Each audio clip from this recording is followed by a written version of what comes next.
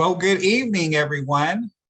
Welcome to the California Democratic Party Juneteenth celebration. I am Corey Jackson, and I serve as your chair of the California Democratic Party Black Caucus. And we are here to reflect on this historic day as African Americans celebrate our independence and continue our pursuit of liberation. Which is why we have with us today the best and brightest amongst us to discuss the issues of reparations. So it is my honor to introduce our moderator. Dr. Nee Cortali-Corte is a journalist, educator, and trusted community leader.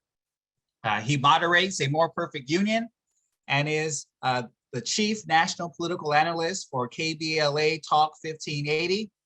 He serves as the national affairs contributor for the GRIO and is a guest lecturer at the Pepperdine University Graduate School of Education and Psychology.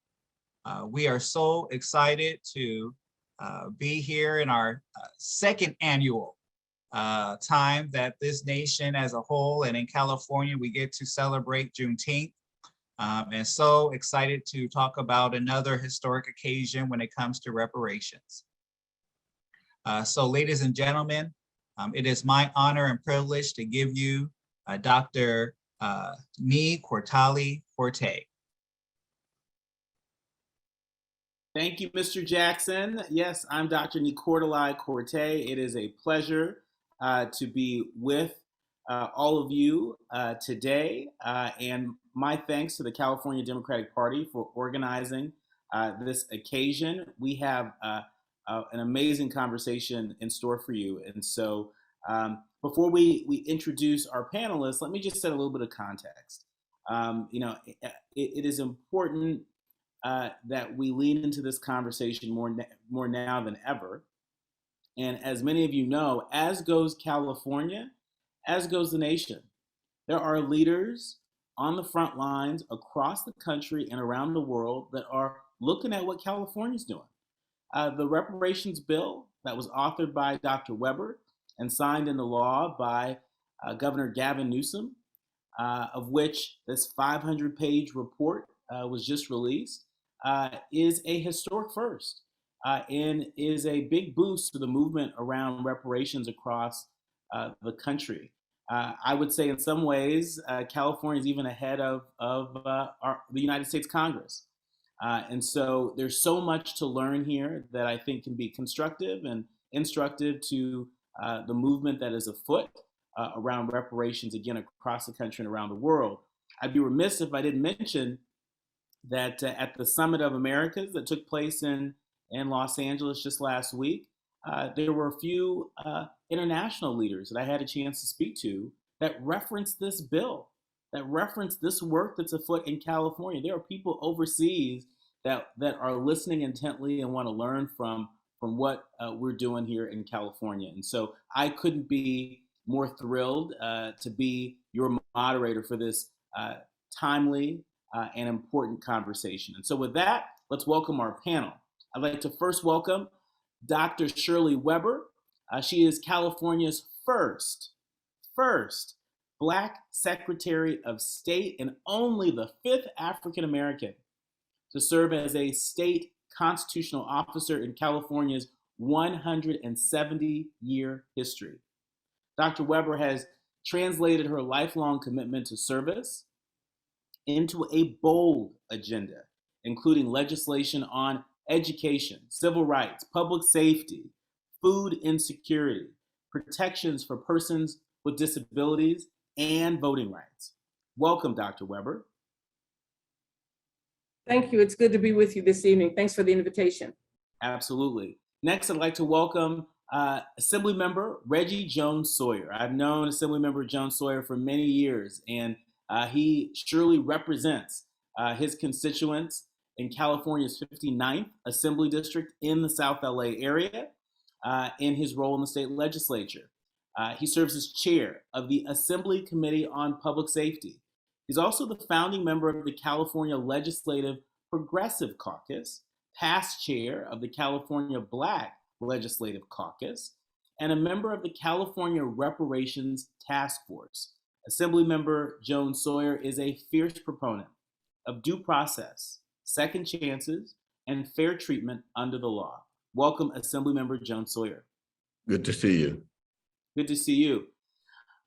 And last but certainly not least, another familiar face. I'd like to welcome Lola Smallwood Cuevas. She is the California Democratic Party's endorsed candidate running to represent California's 28th Senate District as the co-founder of the Los Angeles Black Workers Center, project director at the UCLA Labor Center, and treasurer of the Los Angeles County Workforce Development Board. Oh, and by the way, Employment Equity Commissioner for the City of Los Angeles and task force member for the United States Department of Labor Hiring Initiative to reimagine equity. She's busy. Lola's personal and professional goals have always been centered in making California's making California work for vulnerable workers. Please welcome Lola Smallwood Cuevas. Thank you so much. It's wonderful to be here with you in this amazing panel. It's wonderful to be here with you, with all of you. And so let's get to it. First question to Dr. Weber.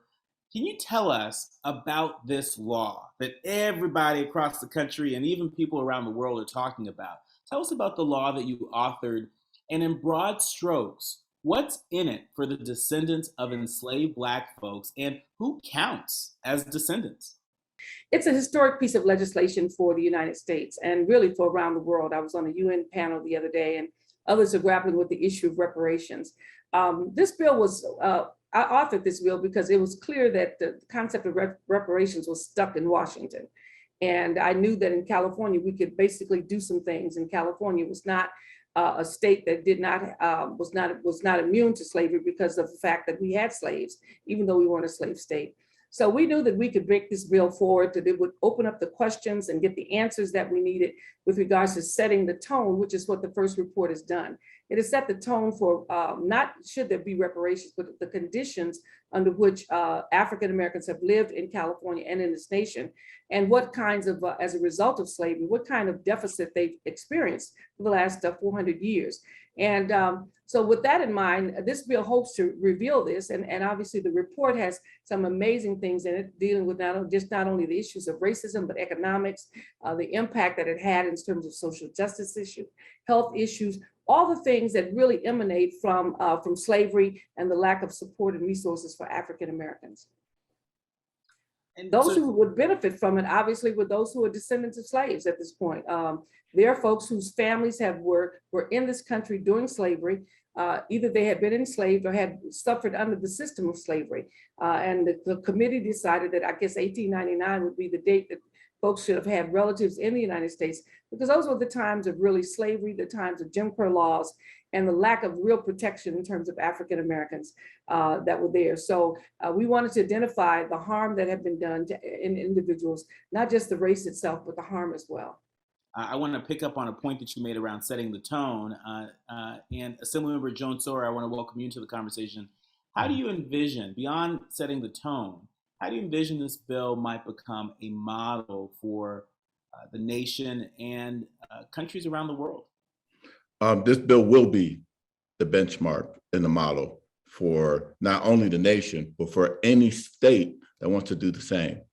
As a former secretary of the Democratic Party, and the former chair of the Black Caucus, an activist in New Frontier Democratic Club, I'm at home right now.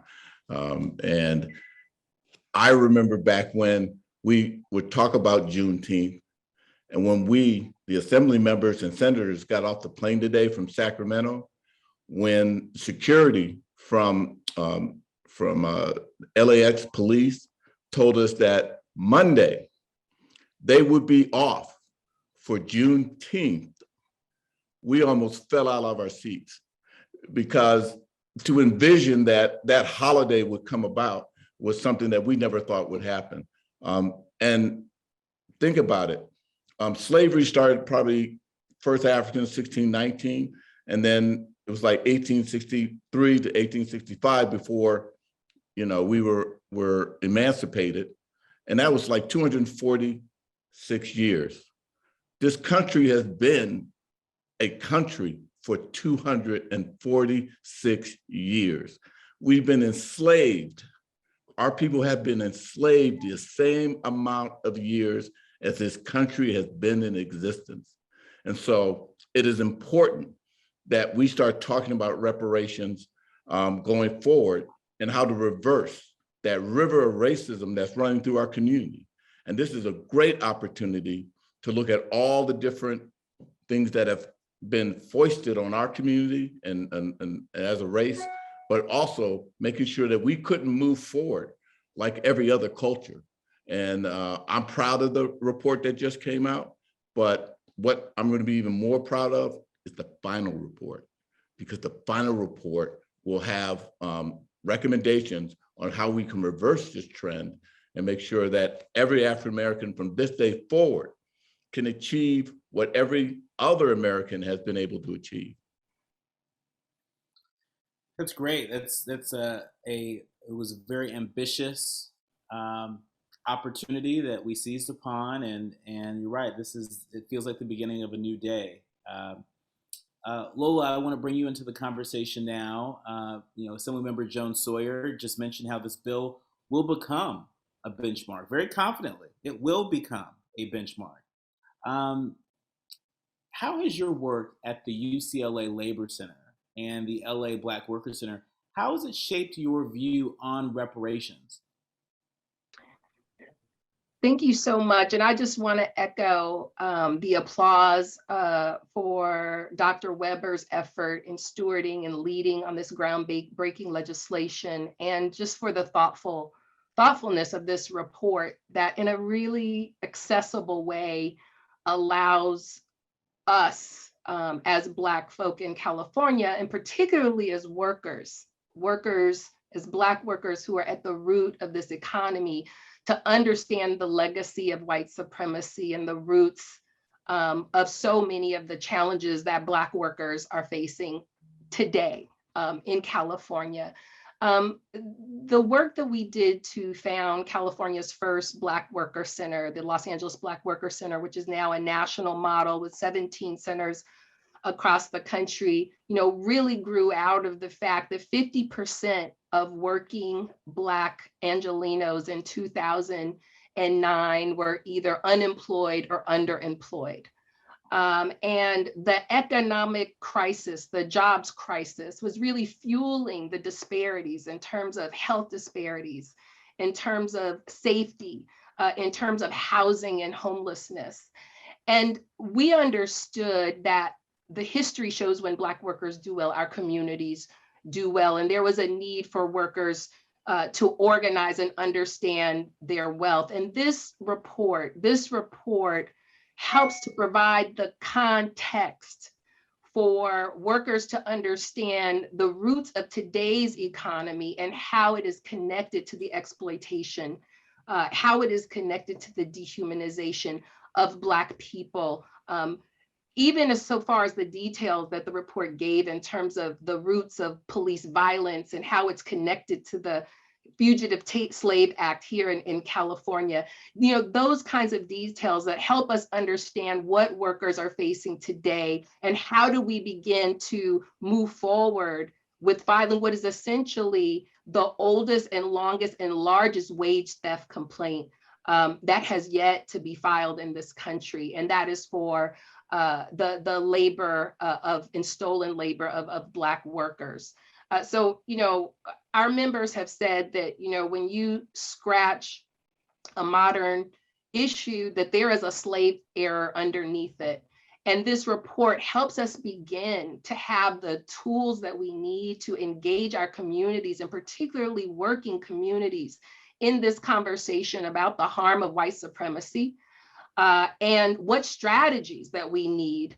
And it's particularly fitting that we're here with the California Democratic Party, because it's also what kind of political alliances we need to ensure that Black California wins what we deserve, what we have deserved for generations, and to ensure that we are laying the foundation for systemic change for working class Black communities in all communities. I think that there is a liberation story for all of us that comes out of this report, and particularly in the next steps that we take.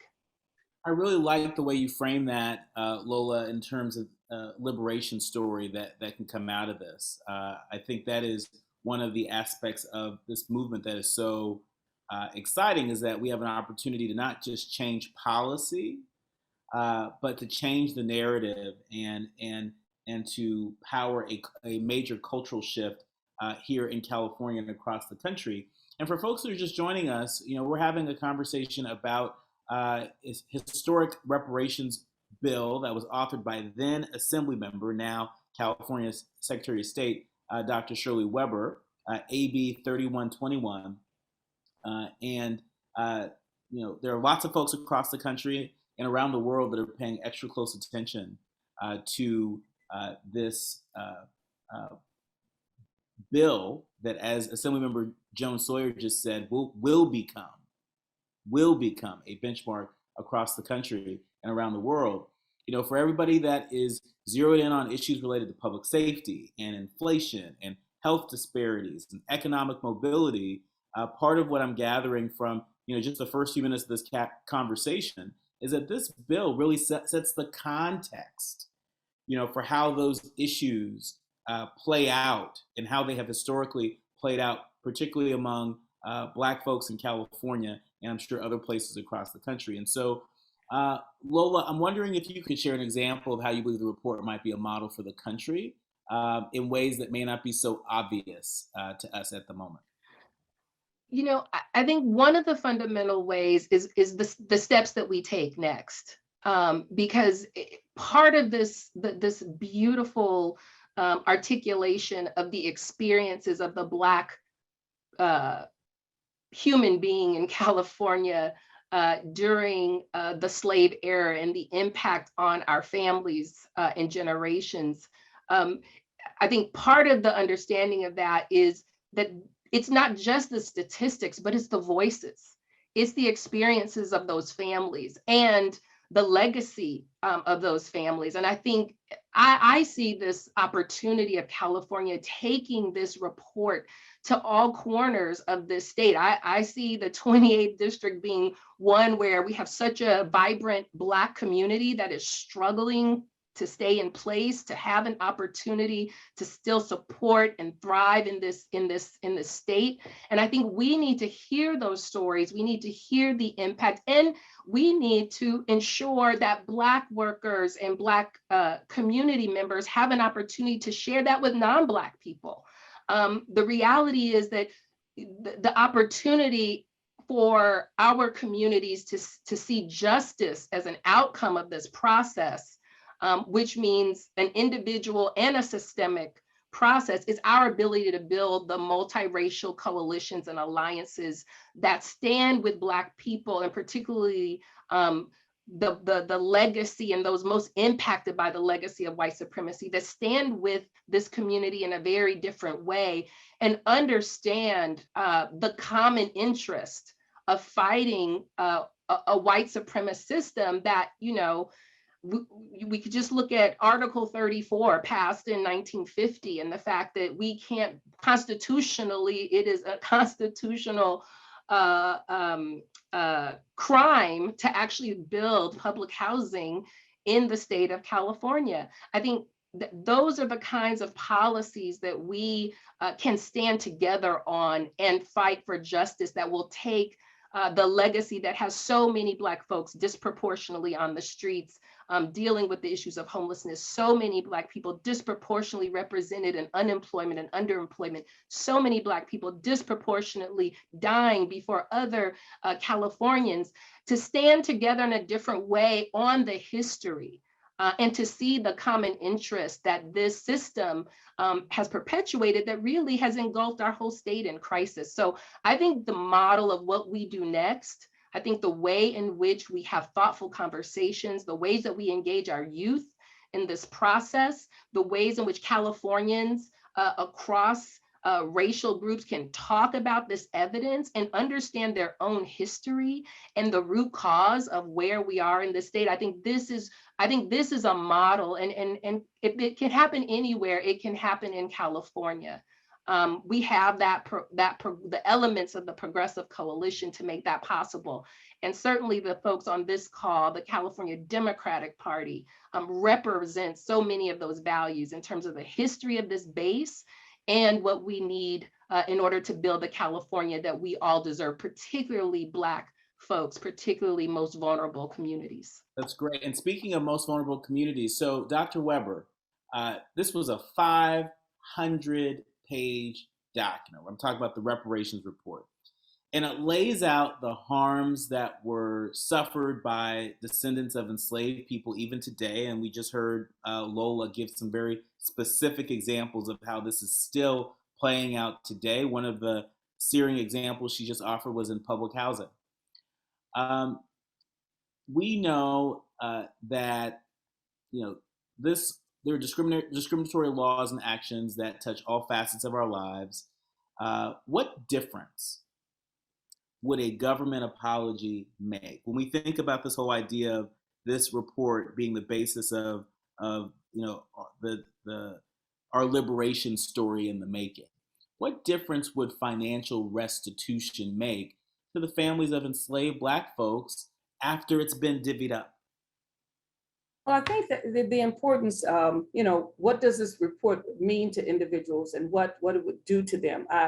And all the information is there. I think it is extremely important that this report is in really very good detail. Some great researchers that were hired by California to work with the task force. And that was one of the reasons why it's important to have a task force at the state level, because of the funding that occurred to help to put the documents together, to make sure the task force stayed together, that it wasn't just a thing that we threw together. And that was one of the reasons why I wanted to make it a governor's task force, because I knew it would be funded and people would look at it differently and see that there was serious research. And that's important because oftentimes when you talk about the harm done to African Americans, people dismiss it. They can say, oh, well, you've done well and so-and-so's done well. And, what's the deal? Everybody's had an equal chance. So this document really shows in great detail how the government in California and across the nation participated in the continuing degradation of African Americans, even after slavery. And so therefore they were basically hampered and hindered from basically achieving, hindered from establishing their own cities and those kinds of things, direct effort to keep African Americans from prospering. And that becomes important because if you don't, then people think it's because we were just lazy and we just didn't do it. We didn't have the right brain power to get it done and those kinds of things. And so this report demonstrates from scholars across the nation exactly what took place since emancipation and why there had been no effort at reparations to try to restore that. The apology is important and it's a part of it, but it's not the whole thing. Because if you're truly sorry, then you work to restore what you, or make correct what you've done. If someone walks across the floor and steps on your foot and continues to stand there and say, I am sorry that I'm stepping on your foot, and they continue to do it, you want to know what's wrong with them, because you assume they have good sense that if they're truly sorry about it, they're not only going to step back and get off your foot, and if they broke it, they're going to take you to the doctor to try to get it better, or if they tore up your shoes, they're going to buy you another pair, they're going to do something because they've admitted that they've done wrong. And so that becomes important. If you notice in this country, there have been very few apologies to African Americans for anything, because people don't believe they owe us an apology. They think they did us a favor when they captured us and brought us to this country and took everything from us so they could say, well, look, but you're better than the people in the Sudan, or you're better than these folks over there. But we are Americans, and so as a result, you don't compare us to other countries, you compare us to the people who live here. And so which means the apology is important, but it is not the definition, it is not the end. It is basically the beginning of the process of now that you felt a sense of remorse, what are you gonna do about it? How are you going to make sure this doesn't happen again to anyone else? And what are you going to do to try to make the people that you've hindered, because you obviously admit that these things are true, that we've done things directly to African Americans that prevented them from having greater wealth than they currently have, then what are you going to do to try to bring some sense of equity, some sense of fairness into the process, which means you need to do something extraordinary to make it happen. And it may be some financial restitution, but I'm hoping that it's more than that, because keep in mind, you're trying to remedy 400 years of handicap, where others have had issues, whether it was Holocaust, or whether it was the Japanese have had a small time frame in which they were hindered and land was taken from them. You have incident after the next of people basically destroying African-American resources, wealth, educational institutions. So we have 400 years of trying to correct the psychic as well as the economic issues that we face. And I'm hopeful that it will be more than just a one and done, that this is an ongoing discussion and an ongoing reparation, so that we can have more than just one set of funding, but funding that would then work with goals and specific goals to reach us up to parity with the rest of the population. Oh, this is rich. This is a rich conversation. And because it's a rich report, it's a 500-page report, very detailed, very scholarly, but also very actionable. That's what I'm hearing from Dr. Weber, our Secretary of State here in California, who is also the author of this groundbreaking bill. One of the things that Dr. Weber just mentioned is that equity, fairness, really addressing the harm that's been done to people that have historically been on the margins, is a big part of what this bill and now this report, this law, aims to do. I want to ask Assemblymember Joan Sawyer, who has done a lot of work in terms of criminal justice reform. What might this bill do for the descendants of the enslaved that are currently caught up in our criminal justice system and foster care system? Well, I encourage everybody, if they can, to get a copy of the report and read it. It's important that you understand that this racism didn't just stop, that it's continuing. That when you look at the racial terror in our community, that they are still killing Black people in churches and at supermarkets. And even though lynching is outlawed, there's still young white males going into our institutions killing us. There's still political disenfranchisement right now that's happening back east, trying to make sure that we can't put together the political capital we need to move our race forward. There's still housing segregation, and we still are not allowed to move in some areas because of our race.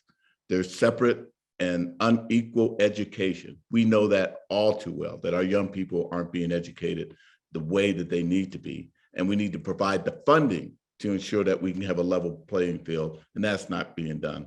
There's environmental racism. Those are from Los Angeles, the Black Beverly Hills, View Park, Baldwin Hills. They're right next to the richest oil fields, hundreds and hundreds of oil fields right next to them. You can't tell me there's some environmental problems. There aren't any environmental problems there. And then you mentioned the unjust legal system, which is like our prison, is like a plantation all its own, where our young African-American and Latino men are being foisted into that system. And once you get a jacket, once you start in that system, you really can't get out. And rehabilitation has been just non-existent. And so we got to work to make sure that we don't get our people involved in the legal justice system, especially when we're over-policed, especially when they get to the court system, they don't have enough money to defend themselves, or the judicial system is really about putting them in these prisons. There was a time where we had more prisoners than most dictatorial countries here in California, made up of mostly people that look like people that are on this phone, on this podcast right now. The wealth gap, that's probably the thing that bothers me more than anything else. We can't buy a home. Even with the GI Bill back in the day when we had soldiers coming back, we couldn't move into the neighborhoods we wanted to. And there was discrimination at the federal level that kept us in California from being able to buy homes. And that is the essential gap between white and Black. And then you look at the foster care system, which has not been working well for us.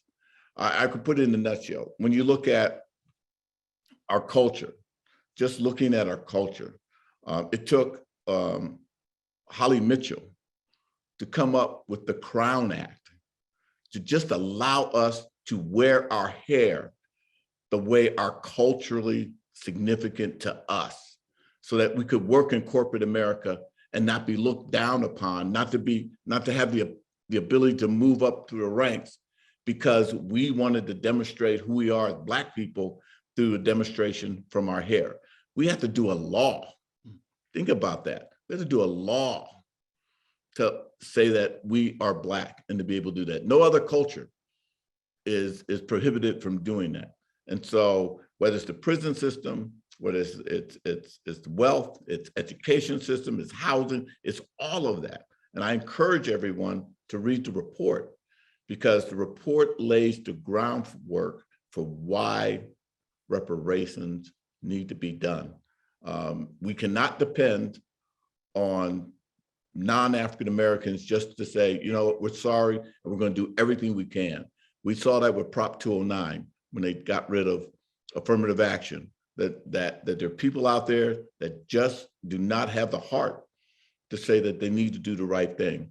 And it's almost like we got to present a court of law case to prove harm that has been going on, but most important, that is continuing.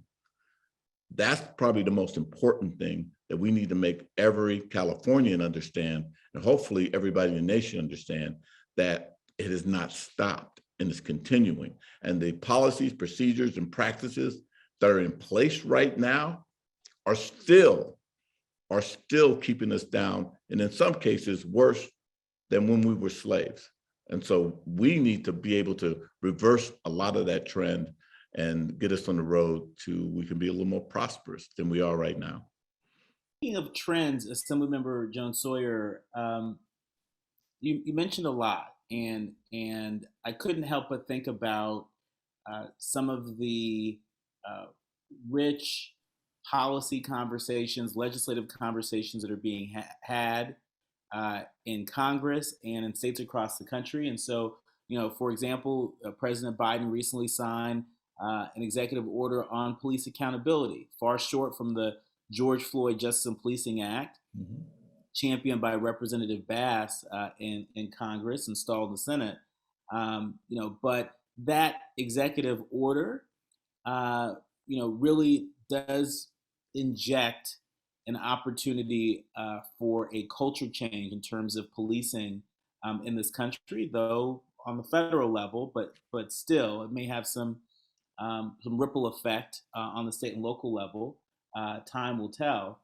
Can you share with us what sort of ripple effect do you hope that this report has in terms of how this country and how folks around the world think about reparations? In what way do you hope that this report supercharges our opportunity for a major culture shift that allows for more governments across the country and around the world to study how they might be a part of this movement for reparations where they are? So as Dr. Weber will tell you, and I believe Lola Smallwood will find out, when you look at the California legislature, 120 individuals, we're from all parts of California, all different races. We have Native Americans, we have people who are LGBTQ, people from Northern California, Central California, Southern California, and we all come from different places and have different views on how we should proceed. We're almost like a microcosm of the country. We are the microcosm. We represent everyone. If we can not only come up with a basis for why reparations should be had, but we can successfully convince the legislature to come to approve that plan, then when I say the benchmark, then that will be what we can use to move forward. And everybody will look to California to see how we did it successfully. And then you just take that boilerplate and then start moving it to the next place and the next place. It is so important that this discussion in California, that everybody in Los Angeles gets engaged. Everybody in San Francisco, Central California, everyone gets engaged, because at the end of the day, the most powerful message that can come out of the legislature and hopefully the governor signs is that we're united in moving forward with reparations, and that unification of everyone and all the ideas, because I will be honest with you, not everyone in the legislature is 100% behind what we're doing. And Dr. Weber had a struggle getting it out. I was there on the floor. And we had to convince some people who normally weren't our allies to get on board. But I honestly believe that once the case was made, it became really easy to move this forward. And the hard part is figuring out what reparations look like and then moving that forward. And so that's the exciting part for us. In 2023, we will come up with the final report, which will have all of the recommendations for how we move this forward. That's great. Thank you for that forecasting, we hope. Nearly 7 in 10 Republicans surveyed agreed to at least some extent that the demographic changes in the United States are deliberately driven by liberal and progressive politicians attempting to gain political power by replacing more conservative white voters. Across the political spectrum, Southern Poverty Law Center, they found substantial support for threatening or acting violently against perceived political opponents. Dr. Weber, I want to go to you. What do you say to critics of the movement for reparations that the work of this first in the nation task force only exacerbates these tensions and plays into the politics of grievance, helping ultra MAGA Republicans get elected across the country? What do you say to your critics? Okay, one of the things I say, and I say consistently, is that there's always been violence in America, period. Without a reparations task force, with the reparations task force. For anyone to ask me to not raise the issues that affect my life because it might make somebody else mad, almost dehumanizes me, because I've been mad for a long time. And no one has ever stopped all the stuff they do simply because Black people are mad. And so, Baldwin says that a Black man who's conscious of his state in America is in a constant state of rage. We've learned how to deal with it, but no one seems to be concerned that I may feel slighted, I may be upset, or I may be angry because of the fact that my folks have never gotten a fair shake and a fair chance. Now, we're not going to stop moving forward, because there's always going to be an element that is going to say, you folks don't deserve something. And oftentimes they recognize the fact, they should recognize the fact that the reason why they have whatever they have is because the system has often been done in their favor. And that's why this report initially is so very important, so that those who don't have the information but may just have the feeling of it can actually look at it and see what was done for individuals, whether the country gave people land during the Homestead Acts that they didn't have to pay for. All these kinds of things took place in this country to give people a leg up, and give them economic development, and allow them to use that economics to build their life in this country. So I don't really spend a lot of time worrying that people are going to get mad because of the fact that we're discussing reparations, because if so, then they obviously don't have the best interest at heart with regards to who we are. I pull out a phrase my daddy used to always say, no love lost. They didn't love you anyway. So you ain't lost nothing simply because they got mad. Because if they read the report, if they understand, if they look at what we're talking about, this is about fairness. And we have, as a country, have often provided reparations. We provide reparations to the Japanese. We gave reparations to those of the Holocaust, and we didn't even produce the Holocaust. And yet we gave them reparations so that they could rebound from the tragedies of the Holocaust. So anyone who thinks, well, if we do this, and I've heard people tell me this, that, well, we do this, this is going to really make white people mad. They're going to be very upset. And it's going to break up their peace. And I'm asking, what peace are they talking about?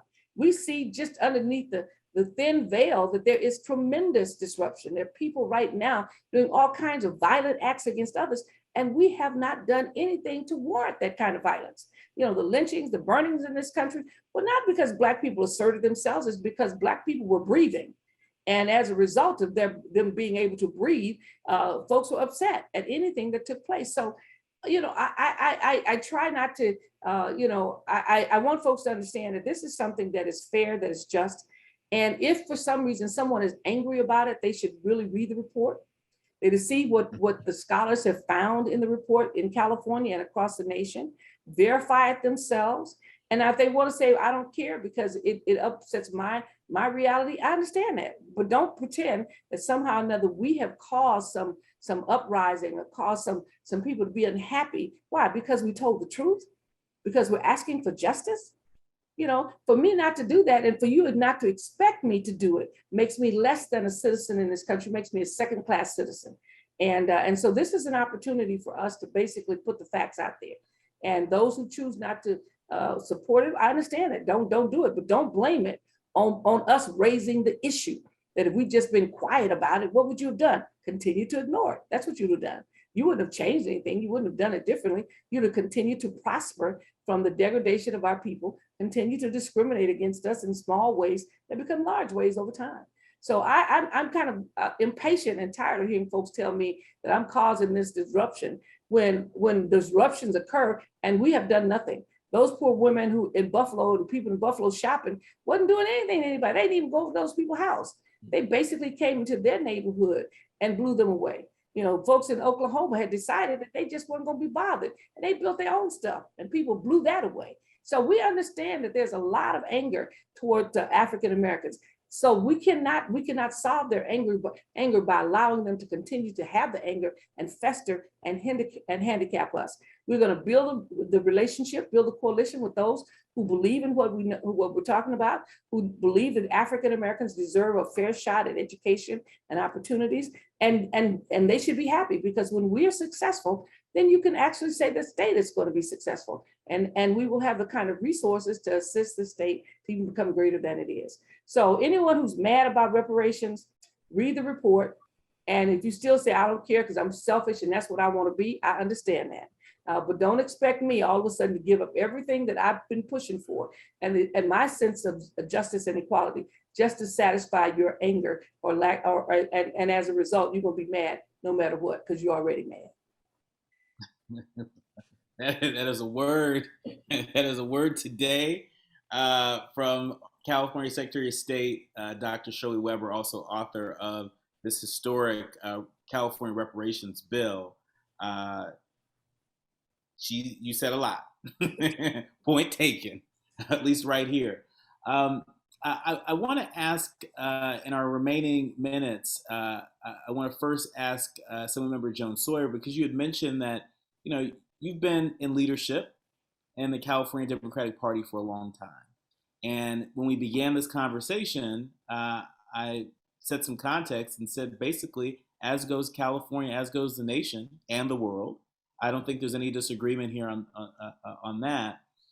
What advice would you offer to Democrats that are running in a tough election cycle where people are talking about reparations? And once upon a time, there were folks that may have had the perception that reparations was a radioactive issue. Don't talk about it. Don't talk about it. What advice would you have for them in 2022, running in these midterms? And not just should reparations come up, but in terms of proactively, talking about this issue in a way that lands with the folks that are most affected. I'm a firm believer that the truth shall set you free. And as long as you tell the truth, it will eventually permeate into people's brains. When I think about for critical race theory, it's like, what is it that bothers you about it? It's the real truth of it is that once your young kids who are not African-American learn how cruel this country was to a group of people, that they will have sympathy and they will in turn start changing the policies. That next generation may be the one we need to invest in, because there may be some people you just can't turn. And I think a lot of folk who are against critical race theory are afraid that they're going to have to give up this white privilege and have to be inclusive. And nobody wants to give up power. Power is taken, and they're fighting it. And so what I tell my colleagues, just tell the truth about what's going on with African Americans in this state, and stick to that, and just talk about the harm that has been done. And if that individual or that voter still doesn't want to be with you, then they're never going to be with you, because you're a Democrat that wants to talk about the truth of what's going on and move forward. And that's what we tell our colleagues who are in difficult places, that you've got to be a leader. A leader doesn't mean you follow what other people tell you. Sometimes you got to lead your constituency into a better place. If you don't have the intestinal fortitude to do that, then maybe this isn't a job for you. Maybe you need to be a plumber and not a politician. I want to go to Lola Smallwood Cuevas with our last question. Senate California Democratic Party endorsed candidate for the 28th Senate District in California. Talking about legacy, and so much of this conversation is about, as you mentioned earlier, Lola, our liberation story, and really writing the next chapter of our liberation story. And, as I mentioned earlier, I've known you for years, and I've known the hard work that you've done as co-founder of the LA Black Workers Center. And I know how engaged you've been on a range of issues, how engaged you've been in terms of advancing the interests of organized labor, but more importantly, advancing the interests of Black folks. Can you, in our remaining minute or so, paint a vision for us? What's your vision, of this next chapter in our liberation story, right? When we talk about, really wanting to build a better California that is more inclusive, that is more equitable, that is more fair. Can you paint a vision for us in terms of what this next chapter in our liberation story can look like if we seize the moment and seize all the insights that cascade from this historic reparations report? That's a wonderful question, and I want to say that I think about the history of transformational Black movement and discussion and issues in this country, like the Civil Rights Act, and what it opened up for Black workers, for women, for the disabled, for veterans, for immigrants. I think this is the 21st century of the next chapter of Black community leading through this deeply intertwined connection between work and capital and Black life, and telling the story of California and America more broadly, that says justice has to be served in this moment for Black workers. And in the exploration of this new level of justice, we will see the ways in which the system and these experiences are also trapping the rest of California and non-Black folks as well. And so I look at the history, and we already we've already seen the ways in which, when Black liberation is put on the table and interrogated across the nation, and particularly with folks sharing their experiences and stories and talking about what it looks like in the workplace, when you have emerging sectors where Black workers are less than 3% in every emerging sector in this state, what it feels like when you've done all the training but you can't get placed in a good job, to be able to talk about the bias and the institutional barriers that persist, that prevent opportunity from occurring. And I think that we have a history of knowing that when we do that with Black community leading and bring others to that interrogation, it opens up an opportunity from everyone. When we lift Black workers, when we lift the Black community, we lift all of our communities. And I think that is the vision of this 21st century exploration that this report so beautifully sets us up for. And I agree that we can't let, we know violence, and we know the reactionaries, and we know that history has always been there and that reaction has always been there, but it really is the fear of solidarity around this issue of Black life and in the process of American life, and particularly what that means here in the state of California. So I'm excited about the possibilities of this. I think this is such an important piece of legislation. And as I work to get to the state Senate come November, want to be a part of making sure that we take this conversation to the next level and really double down on a new vision and what liberation will look like for ourselves and for the state of California. Well, as a proud native Californian, I am really proud of the work that's afoot here on the reparations front, and really excited about what that might mean for our country, what it might mean in terms of our efforts to build a more perfect union.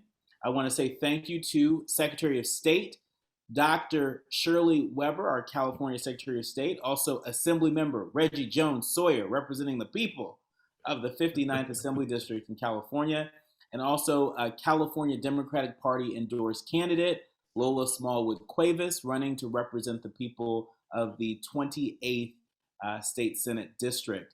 I want to thank each of you for joining me, and for all the folks that are listening in.